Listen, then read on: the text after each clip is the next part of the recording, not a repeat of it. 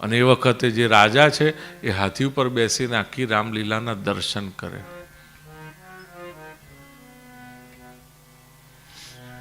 ત્યારે એને એમ નથી હોતું કે હું રાજા છું, પણ રાજા તરીકે એને જે રાખવું પડે એને એ પ્રોટોકોલ જાળવવા પડે, એ જાળવે. બાકી એ ત્યારે જ બેસી શકે છે કે જ્યારે એના મગજમાં છે કે હું શૂન્ય છું.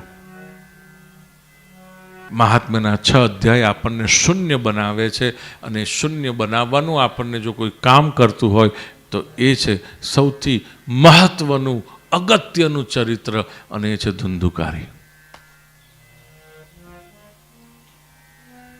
ધુંધુકારી આપણને શૂન્ય બનવામાં મદદ કરે છે.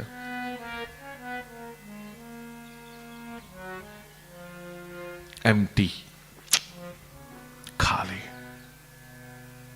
કંઈક હોય તો આપણને એમ થાય ને હું કંઈક છું. શૂન્ય. શૂન્ય કહેવાનું પણ શૂન્ય અનુભવવાનું એ સ્થિતિ. આપણે એટલા બધા મિનિંગ આપી દીધા છે આપણને, પોતાને ને બીજાને પણ, કે જેની વાત ના પૂછો. આપણે એમાંથી ઊંચા નથી આવતા. એટલે આપણે મૂળભૂત જે આપણું સ્વરૂપ છે એને ક્યારેય જોઈ નથી શકતા, અને એ જોવાનું છે, અને એ જોવાની પ્રક્રિયા છે, એનું નામ છે શ્રીમદ ભાગવત. શૂન્યમાંથી પૂર્ણ થવાની એક યાત્રા છે આખી.